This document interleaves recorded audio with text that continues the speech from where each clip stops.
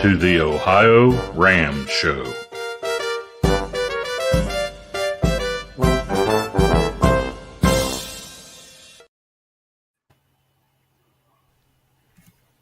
Hello, everybody. This is Jim Lawyer here, and you're watching another great OhioRAAM show.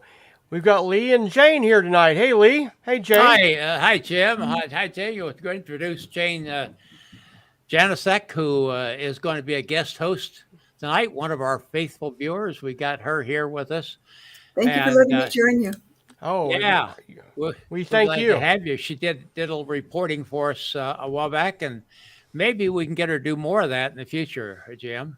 And an UltraCyclist herself. So, yeah, awesome. Yeah, she's out at Joshua Tree yesterday, was it, Jane? Yes. Yeah. Excellent. You did. Well, I'm kind of in a recovery mode. We had a great day yesterday with Matt Geist doing a Ohio West to East. Mm-hmm. The Lord smiled on him with a nice, gentle tailwind. Definitely. Which he took advantage of. Yes. As well he should. And Lisa Barkley just keep feeding us with videos, and we just kept posting, and we had a lot of interaction with that. But, man, I tell you what, I'm too old for 16-hour days, Jim. Oh, come on, Lee. That was good practice for coming up on the RAM stuff. So. Yeah, I guess so. But definitely. My son's here is he around? I guess my son dropped in from California. Wow. He's been here. He takes over this station. Yep. When he's here and works here, and he had to replug this one monitor here actually belongs to him, not me. So anyhow. Yeah, we want to congratulate Matt, though. He did a great job. Yeah, he really did. And sub 11 hours. Yeah, so anyhow, we're 13 hours. I'm sorry. That. We come to you because all the people who have worked across the years so faithfully at time stations here in Ohio, 41 in Oxford, 42 in Blanchester, 43 in Chillicothe. And we also want to think about Mike the sign man who does those signs. We'd like to encourage you to drop a few dollars on him because he pays for those out of his own pocket. Definitely. And you can do that on the OhioRAAMshow.com website. Over on the upper right-hand side, you can see a place where you can give him a couple bucks. Or when you come by one of the time stations, you can pick up one of the signs for $10, and that'll put a sign out on the road. Definitely. And you get a souvenir sign. We don't provide the Sharpie pen to go with it, but get yourself a Sharpie and start collecting some signatures for great memories of your trip across the country. Well, Jane, we're so happy to have you here as a guest host, and we'll be looking forward to that. We want to ask everybody out there, if you haven't done so, follow us on Facebook. If you haven't done so, subscribe on YouTube.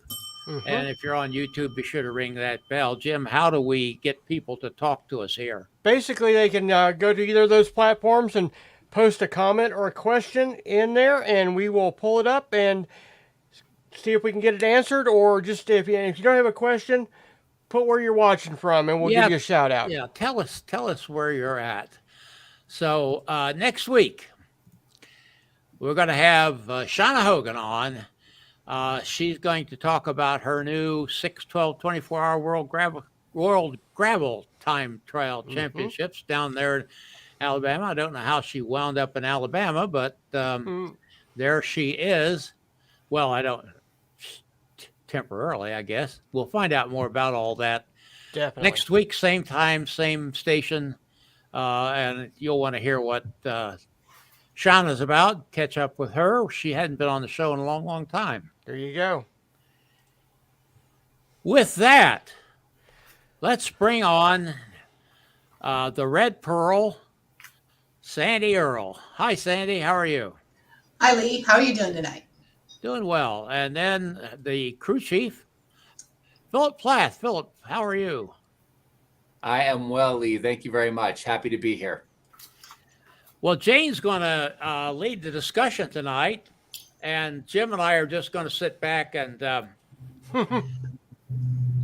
put our 2 cents Enjoy in the show. Time to time. There you go.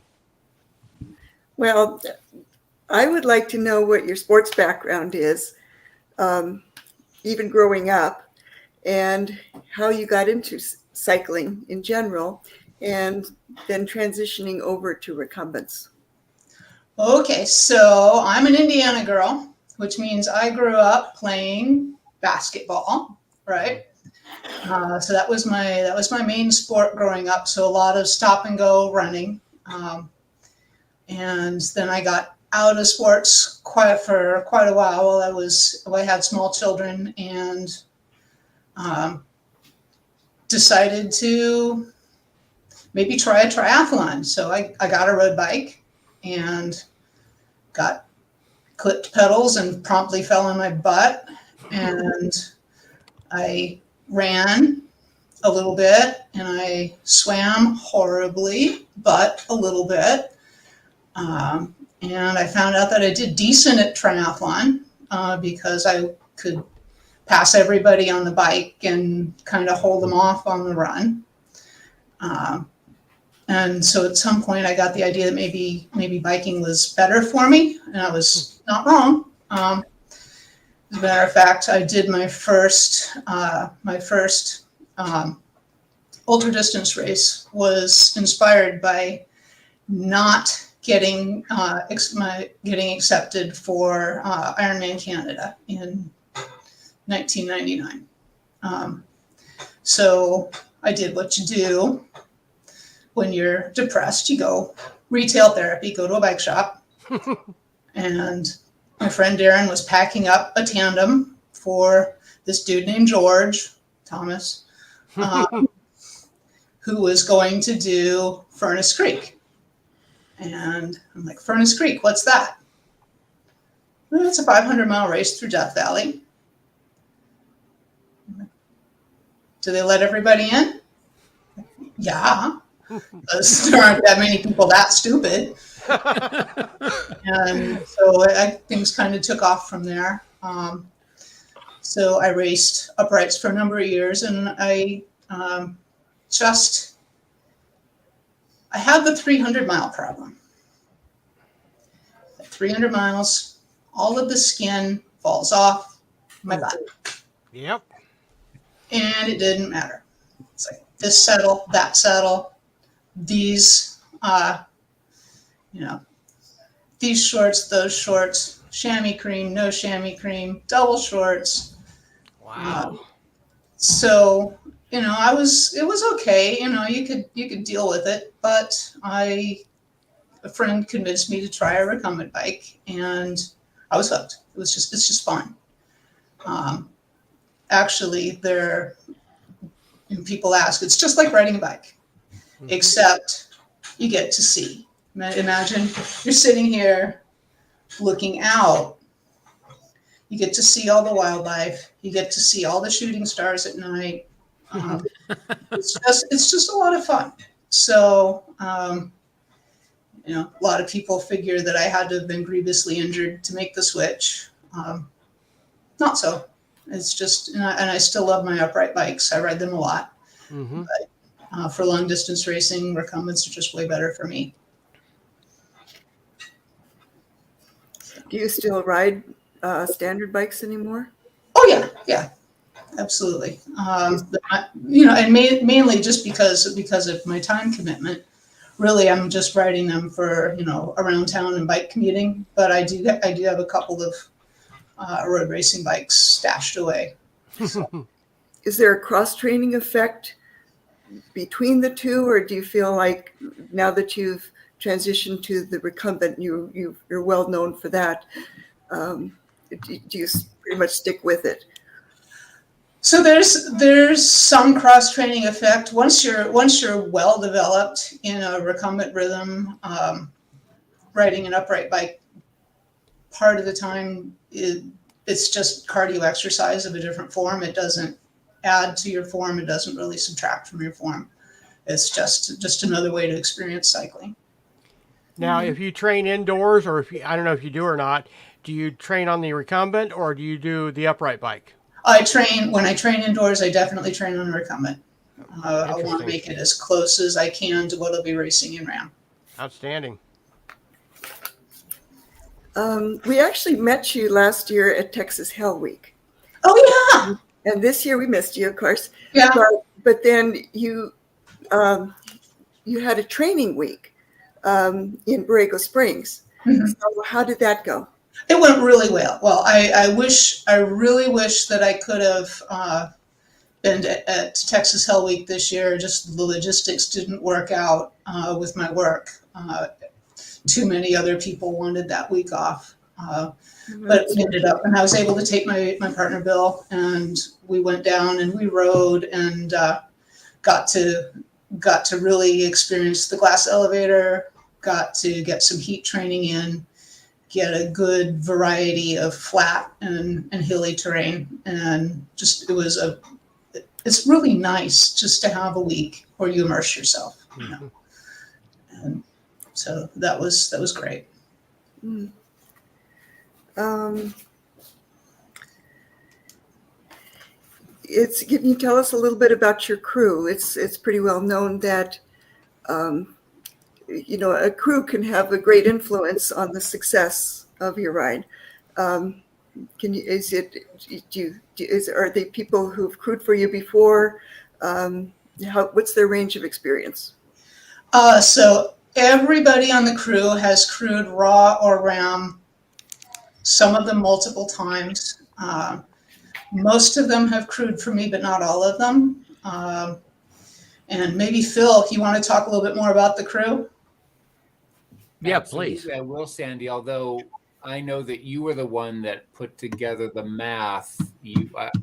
I'm trying to remember that number. Were you counting RAM years? Was that what that Yeah, was? and at one point we were over 50 RAM and RAW years of experience Wow. between all of us. That's awesome. So this is a Yes. rock star crew. Excellent.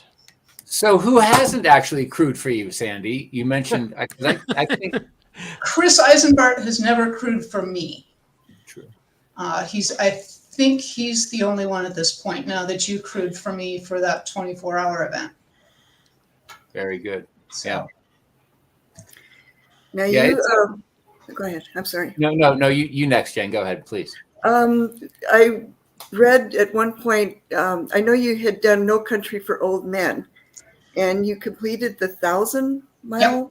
Mm-hmm. Wow. Yeah. Yeah, that was such an experience. Oh my gosh. And I heard that was what inspired you to, RAAM is a definite goal after that. Right. You. Yeah. So this is one of the things where I just totally faked myself out. I planned the No Country for Old Men was literally the 20th anniversary of the first time that I qualified for RAAM. And I had it in my brain that this was going to be it, that I was going to go out and I was going to do this race. And this would be the last big one. Yeah, you're laughing. I can see you over there laughing because you know how that works. And I got to the finish line of that race and wrapped up Dex Cook in a big old Texas hug and whispered in his ear, and I'm doing RAAM in 2023. And so he was the first one to know that. Wow. Because I figured it out like 10 minutes before that.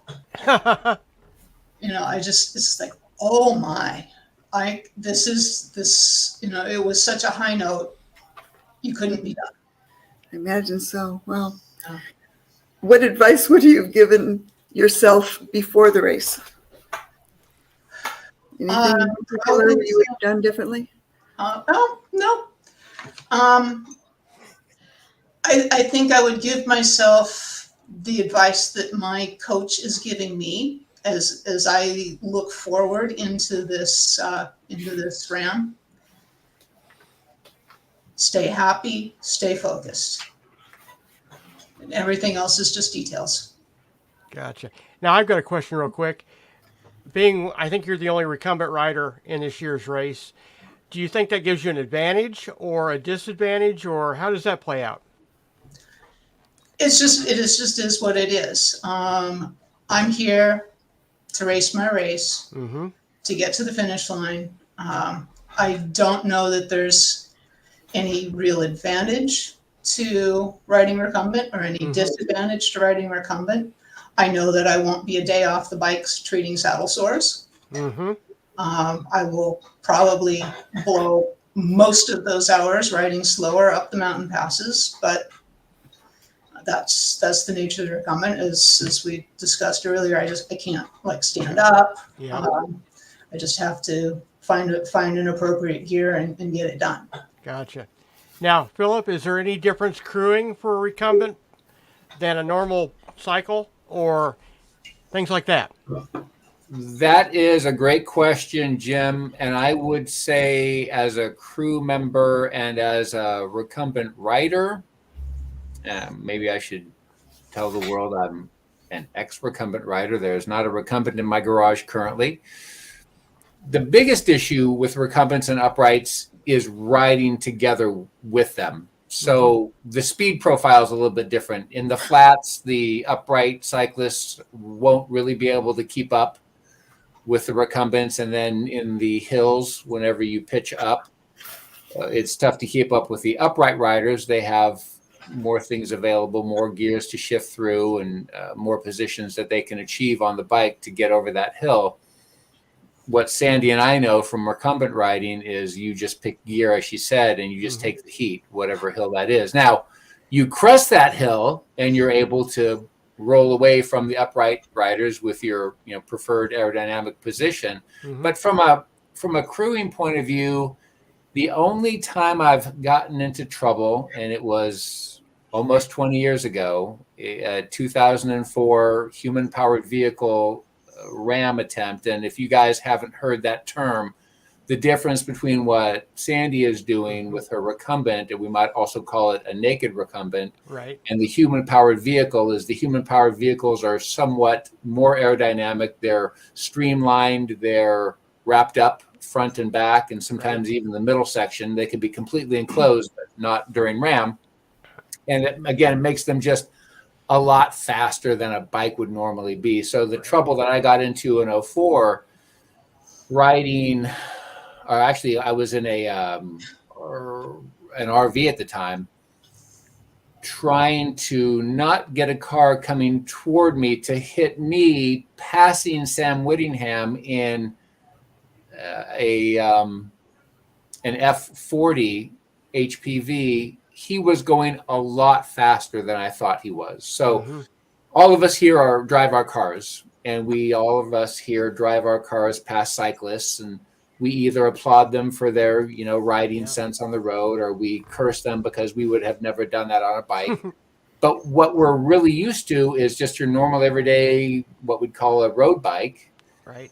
Riding down the road at a particular road bike speed, whether it's in the flats or uphill or downhill. And when you're in a car and you're trying to keep up with these HPVs, with these really fast racers pushing those really fast bikes really fast, you can get into trouble. I tried to bring my RV back into my lane as I was passing Sam, and Sam wasn't as far back as I thought he should have been, because I have normal bike speeds in my mind. Right. And as it turned out, he's a good enough bike handler that he saw the RV coming for him and was able to do what it took to get out of my way so that I didn't run over him. That was disaster averted. So gotcha. Sandy is not going to be in that vehicle. That's the good news. Right. That year in 2004, that was a 4-man team. So you can imagine how fast these guys, I think they averaged more than 24, but not quite 25 miles an hour for that race. Wow.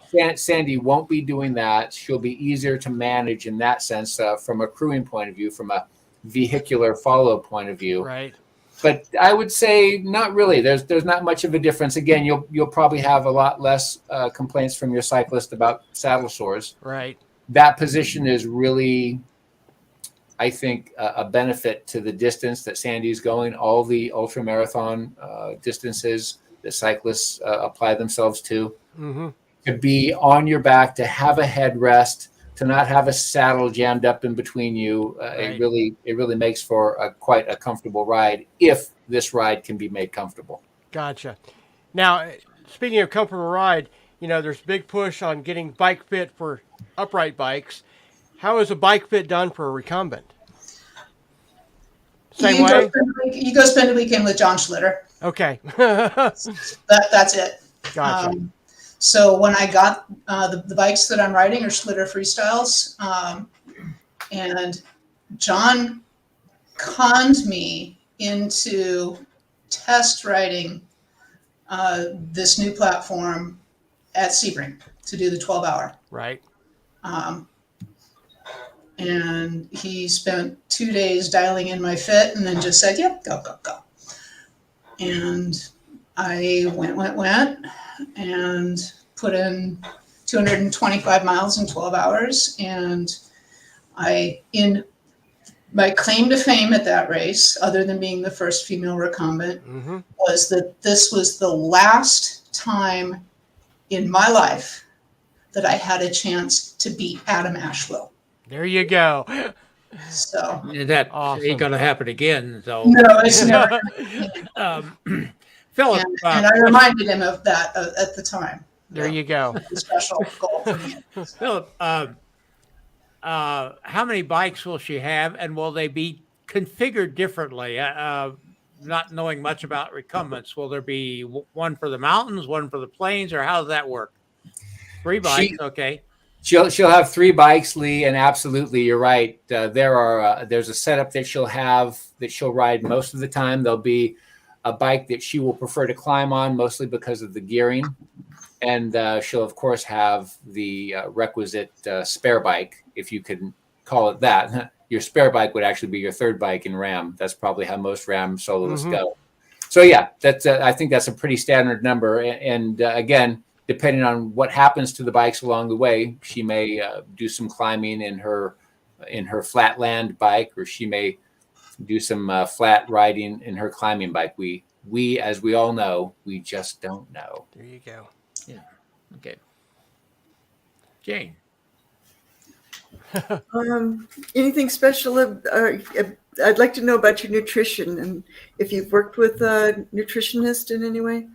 So I worked with a nutritionist fairly extensively in 2019, getting ready for NOCOM, and I've been able to take that information forward. We did, sweat testing, bloat testing, tried some different things out. Right now, I'm mainly using Infinite Sports Nutrition.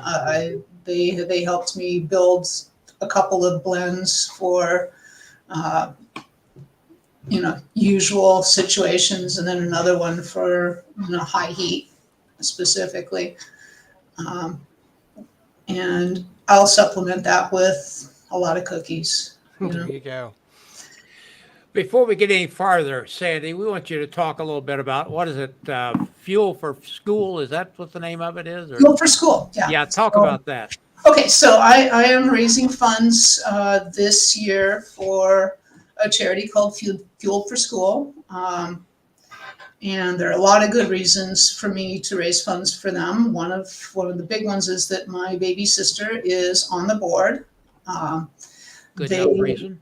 They provide weekend meals for disadvantaged kids in the school system that she works in, which is in Noblesville, Indiana. Convenient to Time Station 3040. Yep. And it's really upstream public health work, right? Keeping kids connected to their school, keeping kids engaged at school, and able to be productive while they're there. Sometimes I get people asking, well, why don't you get involved with some cancer charity or something like that? And I tell them I am. I have every confidence one of those kids is going to cure cancer, but not if they don't go to school. There you go. So it's a great charity. They have zero overhead. It's all volunteers, and it costs them $200 a year to keep a kid fed outside of school.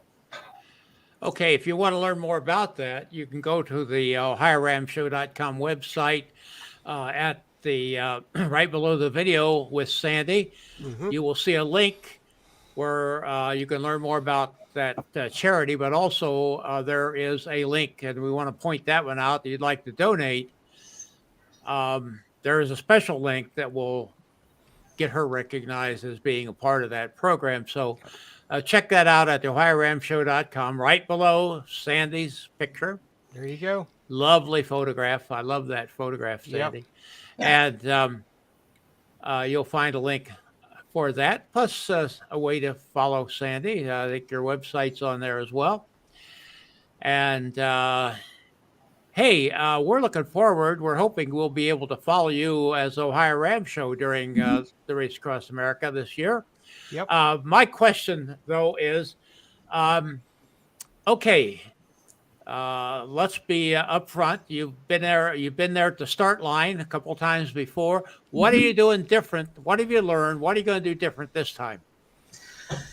So the couple of things that I've learned, I'm working with a coach, and that is key. Anybody who is struggling with getting it done, that'd be the first thing I'd tell them to do is find a good coach. My coach is Kelly Moylan. She's amazing. She works through Carmack Gold Training Systems. You can find her there. I've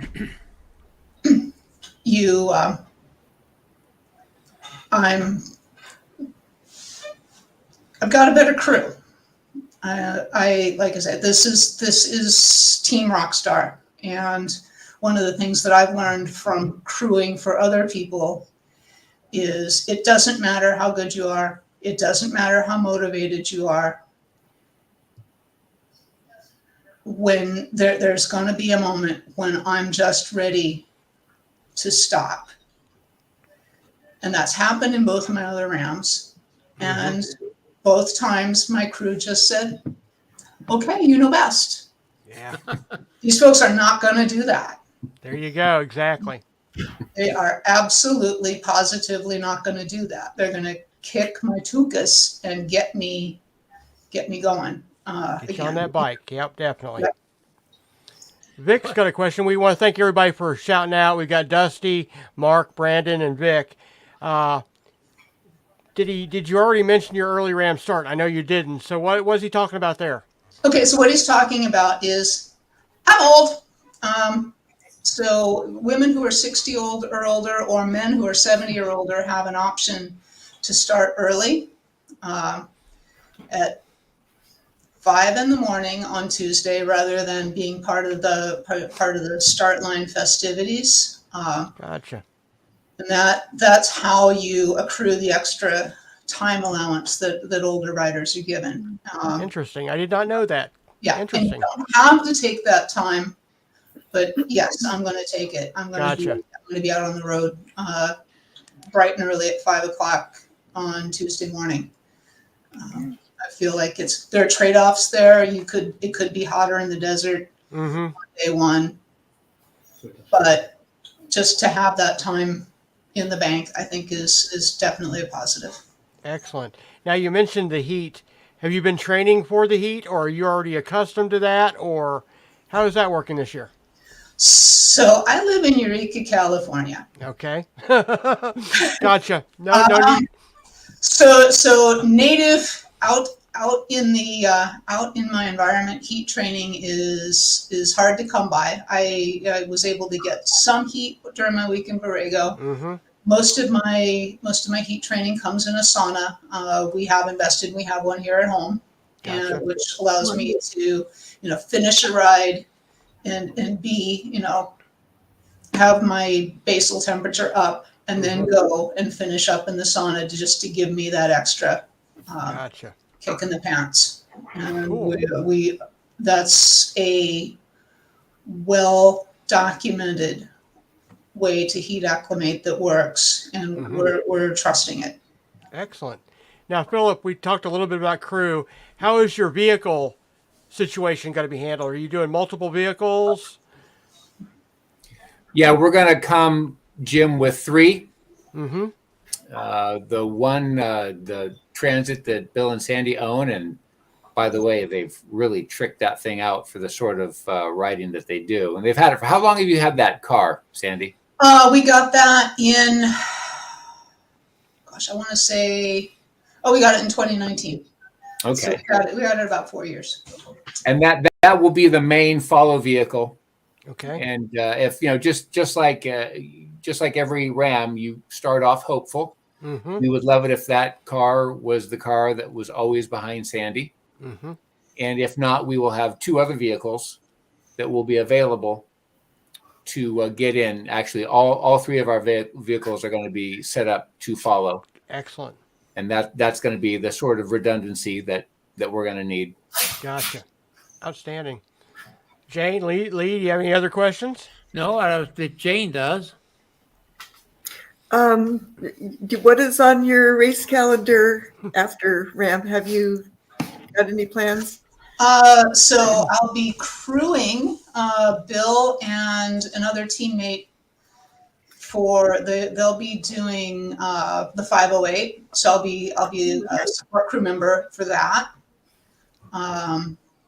I have a couple of aspirations for later in the season, but we'll see how things go. Excellent. Thank you. I always think asking what's you going to do after RAAM is always kind of an interesting question, because most people don't think much beyond that. Get ready for another RAM is what they're going to do. Yeah, right. But I want to say something. You say that right now, but wait. I know. I'm already on the hook to crew next year. So Okay. Well, yeah, Sandy's a living example of not only giving but getting. I mean, getting but giving, and you've been a person who've given back, Mm-hmm. and through your crewing and other things, and I think that's kind of the spirit of what this is all about. Definitely. Well, we definitely can't wait to see you come through Ohio. Wherever station I'm at, we will cheer you on. all right. I got to make a shout out to a friend of mine, Gary Solomon, who does the Laid Back Bike Report. I Yes. think Sandy's going to be on that show. You've already recorded it, haven't you, Sandy?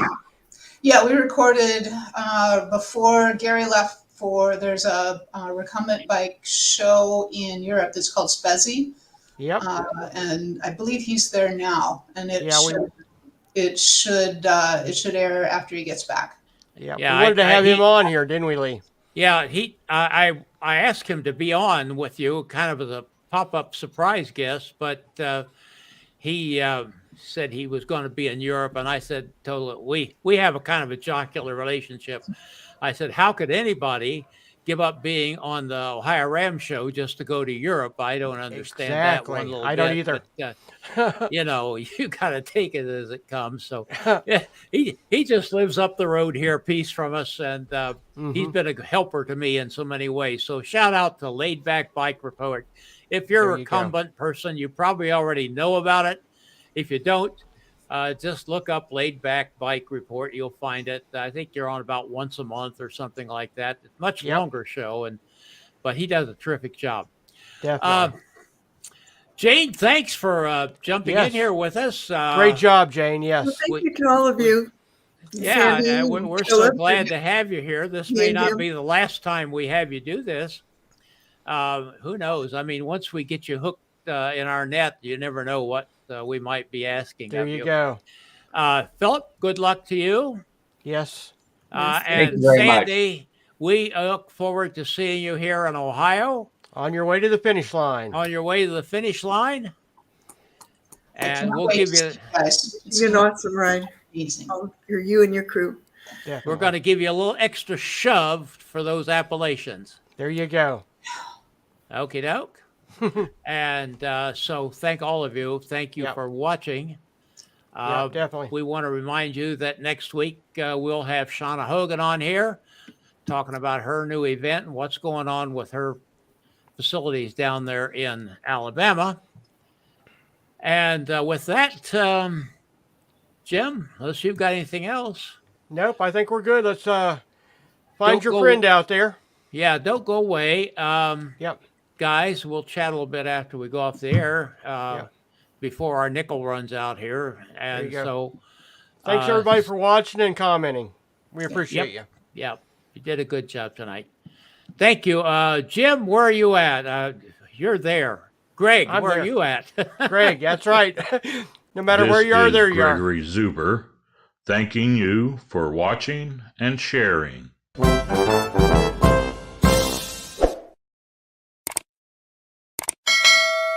Music by Kevin MacLeod.